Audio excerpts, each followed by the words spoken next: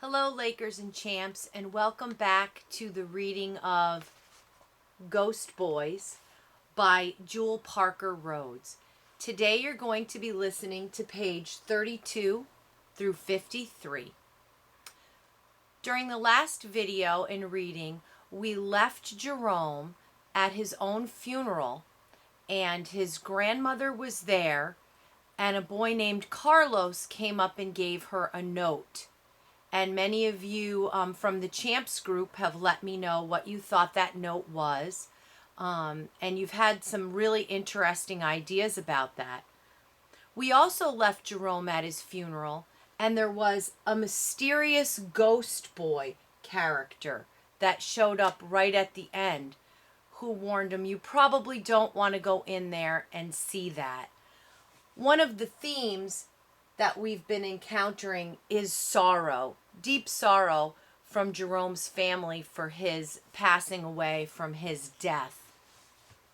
And now we're going to begin reading page 32. We're back when Jerome was alive. December 8th, school. Mr. Myers is one of the only two men to teach in the whole middle school. I know he wasn't a cool kid. He keeps making it hard for us uncool kids. It's like he didn't learn anything growing up. Right now, he's introducing a new student. Seriously. Like standing in front of the class is going to make you feel welcome. It's like giving a kid a sign saying, "Kick me." The new kid knows. He looks grim. He wears baggy jeans and a hoodie. His hood is up. Mr. Myers pulls it down. And you can see curly black shoulder-length hair. Almost like a girl's. I groan. Oh. Carlos is from San Antonio, Texas, chimes Mr. Myers. He's lucky. He had classes in Spanish and English. Eddie, you speak Spanish, don't you? I speak Dominican. Don't know Texas Spanish. Everyone in the class snickers. Carlos's face reddens. Mr. Myers blinks. It'd be nice if everyone helped Carlos feel welcome here in Chicago. Everyone groans. Mr. Myers is making everything worse, making him stand out, be needy, expecting us kids to help when all we want to do is survive. Hopeful, Mr. Myers scans the room. Carlos looks like he's going to cry. He's not tough enough for this school. I feel sorry for him. Hola, I say, then wince. What's the matter with me? Carlos smiles. Mr. Myers acts like he wants to shake my hand. He points for Carlos to sit in a chair next to me. There's always empty chairs near me. I glance back at Eddie. He makes a fist, twisting it in his palm.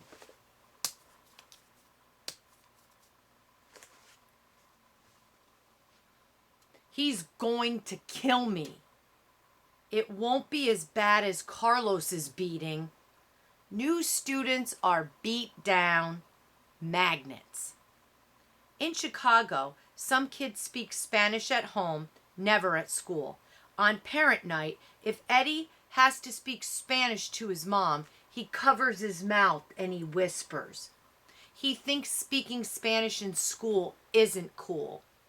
He makes faces when his mom tries to talk with his teachers. I wish I could speak another language. Hola is all I know. Truth is, I have enough trouble speaking the right words in English and not having crews like Eddie, Snap, and Mike picking on me, saying, stuck up, teacher's pet, all because I don't act bored, disrespectful in class, or pushy, loud at recess. I wish I were done with middle school. I get tired of dreaming about how life is going to be different when I grow up. Right now, it's stupid, stupid, stupid. Hey, hey, I walk faster, trying to escape Carlos. Lunch. Carlos tugs my arm. Dead winter. His hoodie isn't going to protect him against the cold. I take pity on him. It's not his fault his family moved to Chicago. This is how you do it, I say. Follow me. I walk quickly, and Carlos follows me into the cafeteria. No mushy food. No plates. Carlos nods. Then, wary, he looks around for Eddie. Don't tell him. Mike punches the hardest. Snap bites too. Don't slow me down, I warn. I cut the line. Some kids howl. I don't care. Being patient during lunchtime can get me whipped. I grab a sandwich, apple, and a carton of milk. Carlos does the same. There's stitching on his t-shirt. Our school gets all kinds of poor. My family's a little bit poor, as long as both my parents work. Carlos's family might be worse. I think today is a red hot emergency. Without Carlos, I would just be yellow. Come on. I run. Carlos follows, tripping up the flights of stairs. Here. The bathroom on the highest floor is always empty. Kids like to walk down, not up. Usually, I take the stall furthest away, next to the window, but I let Carlos have it. Plant your feet on the seat. No one can see your shoes. Eat. Carlos stares at me like I'm crazy. It works. I go into the next stall, lock the door, and unwrap my sandwich. I listen close. After a minute, I hear Carlos unwrap his sandwich. I wonder if he got tuna fish. Thanks. No problem. School toilets don't have covers. We both squat over the toilet water, eating sandwiches. My apple is in my pocket. Milk balanced on the toilet paper roll. Funny, it feels better not doing this by myself. Less lonely. Bearden isn't a bad school, I say, trying to be helpful. In San Antonio, school's always trouble. Everyone fights. Everyone's afraid. I hope it's better here. The tuna's dirt dry. I almost choke. We fight here too, I say honest. That's why we have security guards, metal detectors. I hear Carlos's breathing. He knows what I'm saying. Chicago is probably worse than San Antonio. I wasn't trying to lie, Carlos. Not really. I didn't want you to feel bad. Carlos laughs. It's okay. Maybe every school is bad. But here, lunch over a toilet? Well, that's a new one. I laugh. What can I say? The bathroom is my favorite hiding place. No one looks for me here. Even if a kid comes in, they don't bother with the end stalls. I stay quiet until I hear a flush, hand washing, and the door swing open and shut. I smack the green stall. Carlos smacks back. Smack, smack. I add syncopated slaps. He does too. Slap a slap slap. I slap. He slaps. Slap slap slap smack goes Carlos. Smack smack slap. Carlos hums and whistles. Soon, we are playing a rhythm on the graffiti-covered stalls like we're playing bongos. I decide Carlos is cool. He's smart enough to latch on to me. If I was new, I would latch on to someone too. Amigo? He asks tentatively. Friend. I'm not sure how to answer. Middle school is like a country. Alliances are hard, dangerous. Other kids' fights become your fights. You have to worry about your friends' friends, their gangs, on the streets, and in school. Everyone's in a crew, except me. Sure, I get picked on, mostly when Mike, Eddie, and Snap are bored. I'm an easy target. They can bully me, but not have to war with any friends. The only advantage of being lonely is not worrying about being anyone else's backup. Friend? Carlos asks again. If this were San Antonio, I would have said hi to you. He pauses. We can look out for each other. I shudder. I can see his face. I can't see his face, but I can hear the hope. By 5th grade, I gave up on friends. It's pathetic. 7th grade, Carlos is still hoping to be cool, to have a friend. I didn't want to move, but my dad's a foreman now for River North Construction. It's a big deal. Good for my family. More money. My mom's having a baby, Carlos says. I can tell he's a worrier. His voice strains like mine. He probably tries to be good all the time, too. Carlos blurts out, I didn't have friends in San Antonio. It isn't fair to live in 2 different cities and not have any friends. Yes, I say, not believing myself, not believing I'd risk it.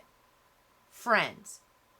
We can't see each other's faces, but I know we're both smiling. I think Mr. Myers would be proud of me. Grandma, too. Shh. The bathroom door squeaks, then slams. Whack! Even though I can't see him, I sense, like me, Carlos freezes. Rubber soles squeak, boots stomp. Mike. And then, bam! They hit a bathroom stall door. Empty! Hollers Snap. Bam, bam, bam, bam, bam! They hit my stall door. It's locked. I see Snap's Air Jordans, Mike's boots. Eddie bends, trying to see in. I keep still. He can't see above the toilet base. Bam! The last door flies open. No! Carlos didn't lock the stall door. Got you! Eddie crows. Stop! Stop! Mike is dragging Carlos. I can see his legs kicking. Hear him gripping, grasping, trying to cling on, stay in the stall. Leave me alone! I slide the lock. Leave him alone! I holler. Eddie pushes me. I fall into the toilet, scrambling to stay dry. Carlos is crying. I rush out. Mike pulling him off me. Mike punches me. Eddie grabs my collar. Stop. Leave him alone. You're nothing in Chicago. Say it.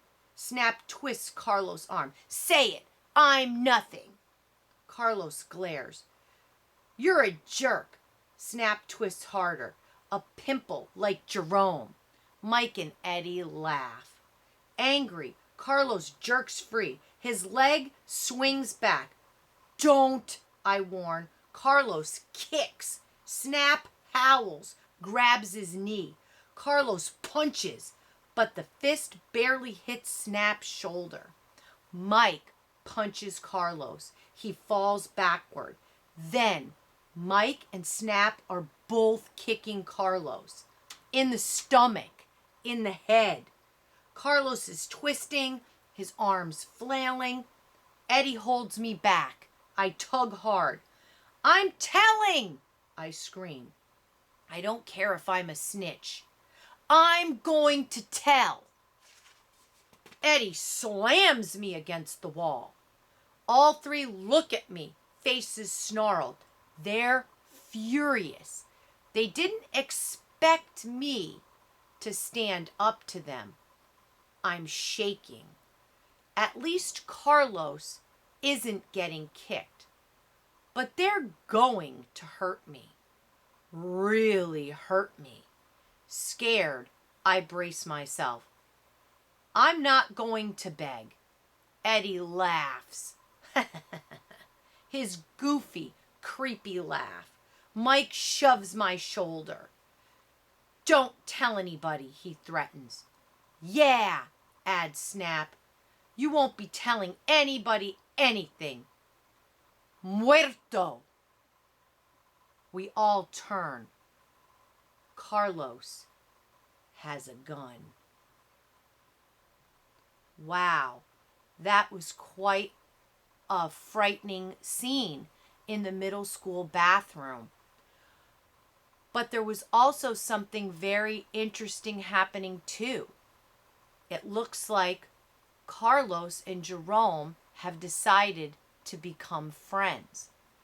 And this has changed the outcome of Eddie, Snap, and the other bully, Mike, Eddie, and Snap, who have been bullying Jerome for years. So I'm wondering, the first question for you to answer in your response to text is, what strategies does Jerome teach Carlos so that he can survive in school? Well, think about the lunchroom, think about where they go to eat their lunch, and think about some of the agreements that they make with each other. And the second question is, how does it make you feel to think about having to eat your lunch hiding in a bathroom stall? For question number 2, I'd like you to just reflect and think about yourself and what that would feel like for you if that's what you felt like you had to do to stay safe at CHS. Now we're going to move on. And I told you this book switches from Jerome being alive to Jerome after he was shot by the police officer.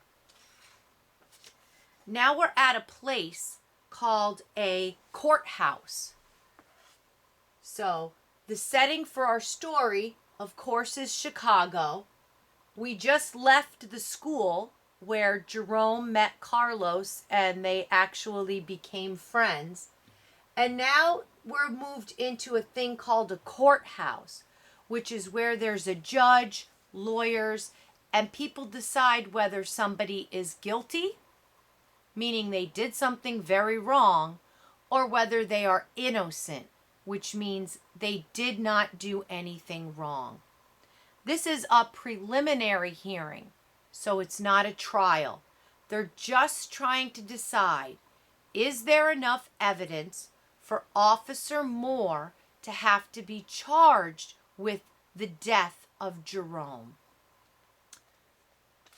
We're now on page 49.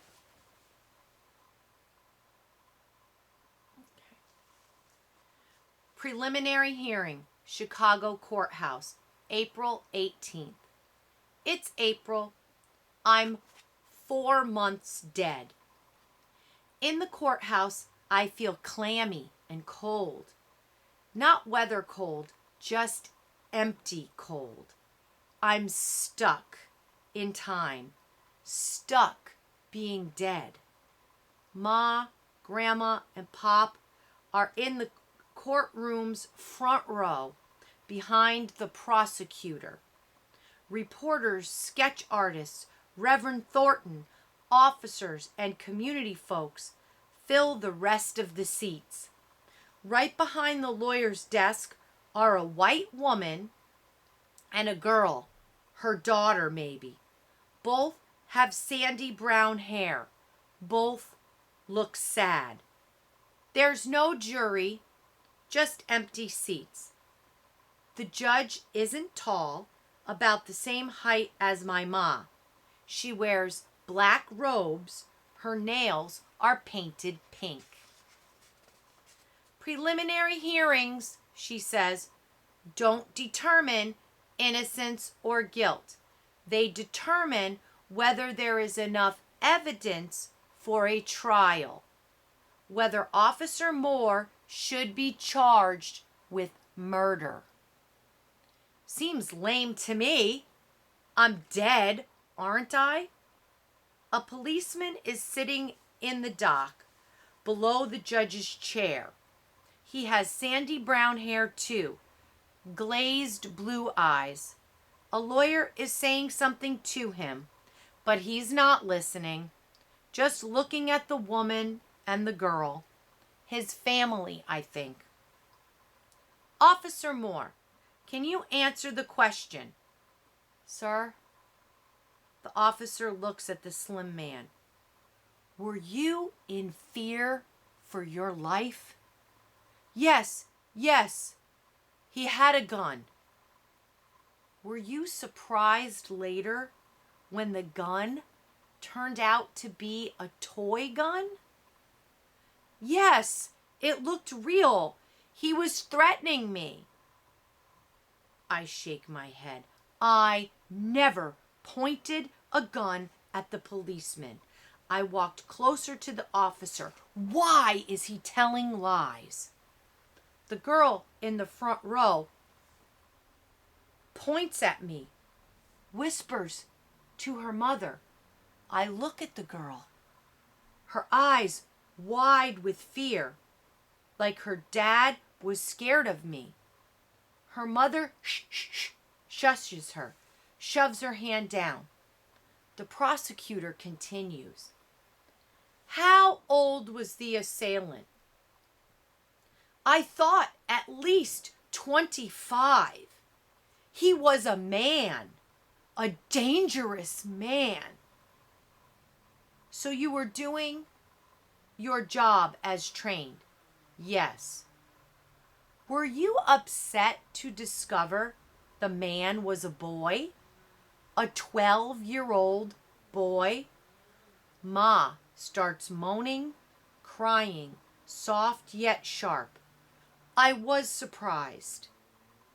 He was big, hulking, scary. You felt threatened. The officer pauses. I am staring right into his eyes. He looks through me. He's studying his wife and daughter.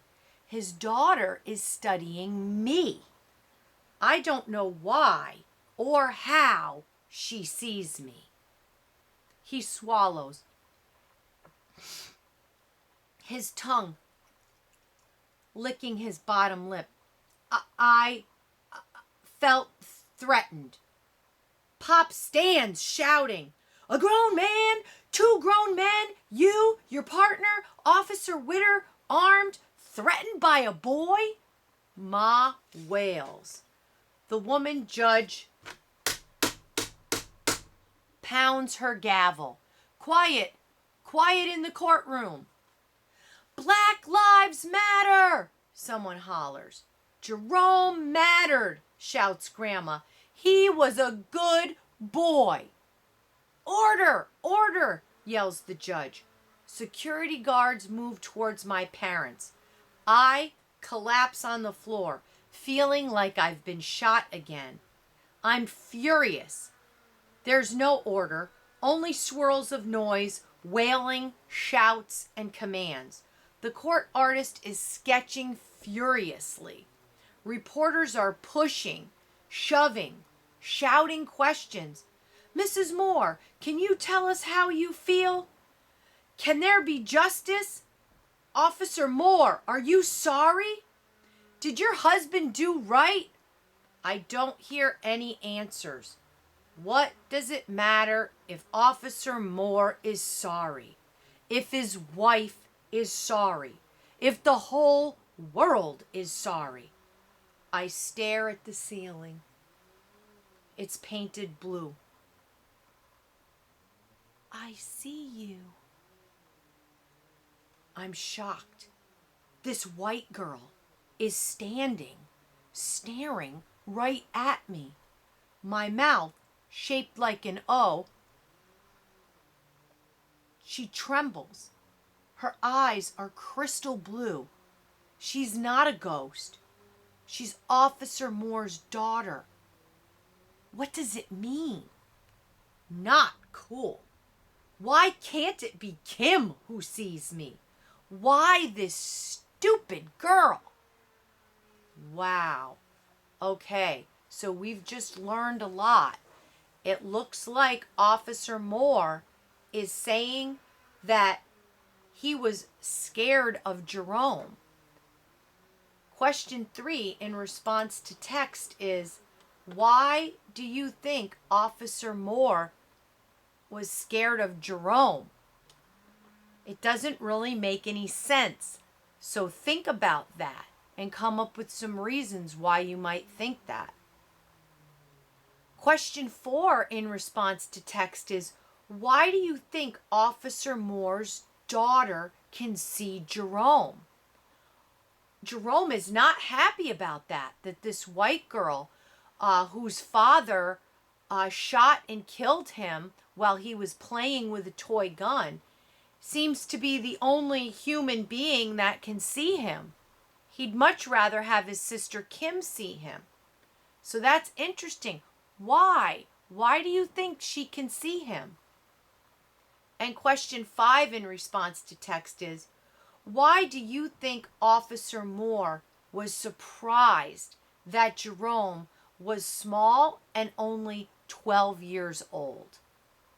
That is very interesting. Think about that. Do you think Officer Moore was actually really surprised? Do you think he's lying? What do you think? All right. So just to recap, we just finished reading Ghost Boys, page 32 to 53. We were in the school where Jerome made a new friend named Carlos, and they stuck together in the bathroom when they were getting bullied by Mike, Eddie, and Snap. Then we moved to the courthouse, and in this part of the reading, Jerome is a ghost.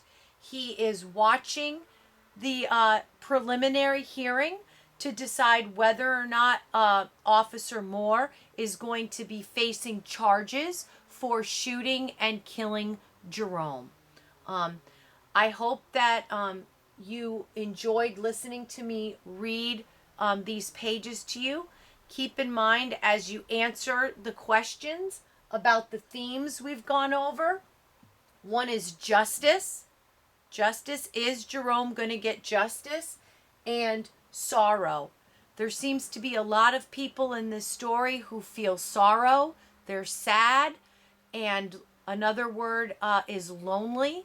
We're hearing about people being lonely, not having friends. So keep those themes. These are going to be reoccurring throughout the story and hopefully changing over time as we read the story. So see you in school next week, and thank you for doing your assignment and listening to page 32 to 53.